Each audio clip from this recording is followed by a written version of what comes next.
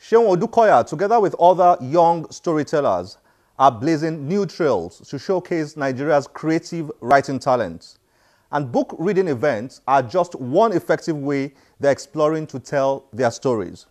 Video trailers, t-shirts, soundtracks, and blogs laced with catchy illustrations are a few other tools they use.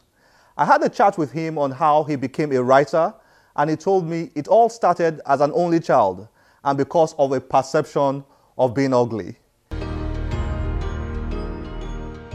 Most writers will tell you they've been writing all their lives, and half of the time it's true, half of the time it's not.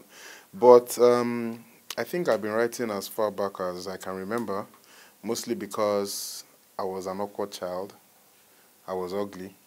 So, ugly. Yes, I was ugly growing up.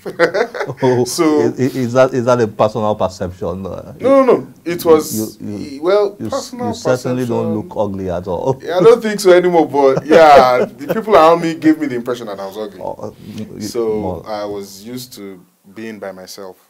And being that my parents, my dad and my mother, were avid readers.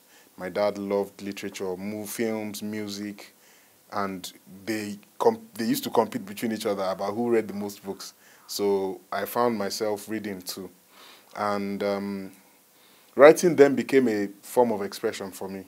There was nobody to talk to. I lived a lot in my head.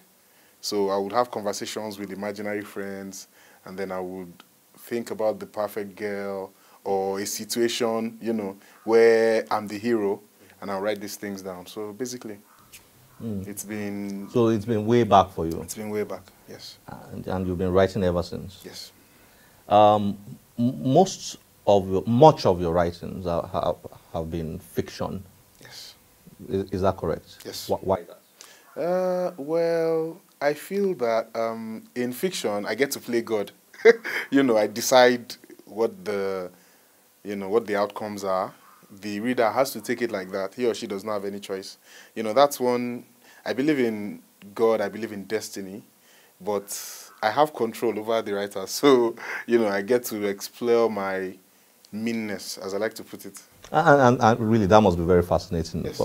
for fiction writers. That ability to create characters and create worlds. Yes. For each person, create experiences for each person. And it's quite a lot of work, apart from being imaginative and being creative.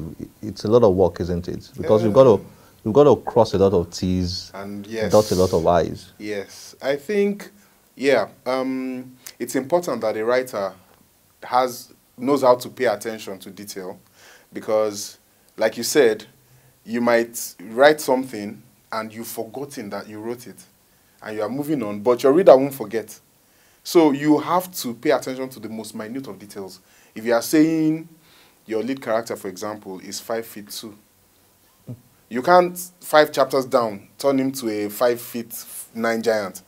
You've confused the reader, and therefore, and even if you don't actually keep talking about the height, like 5'2", there are physical limitations to someone who is 5'2", as opposed to someone who's 5'9". So that whole thing must be, clear and got to be consistent. Consistent all through the story. Thank you very much. For a lot of details. Yes. So that's the hardest part of it, I think. Being able to know enough not to forget even the most minute part of your story. And your book, Saving Dapo. Saving Dapo, yes. Now,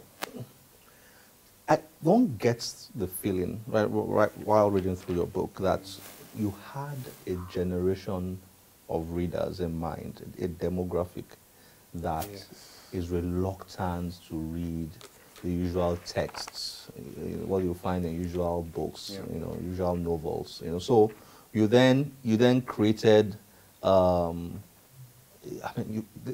illustrations. I've never read a novel with illustrations. Because reading yours was the first time for me. And then you had, at times, big texts, small texts, slanted texts, all sorts of crazy things, I have to say, in a very positive way. Yeah, I understand that. Is that correct? You had that generation in mind? Yes, I did, Kunle, because if you notice, these days, short attention span is a huge problem.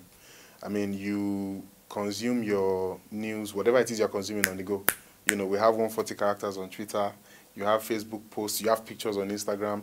Stuff that people just in seconds. So you don't want to bore your readers with too much text or, you know, monotony and so on and so forth. I love to read.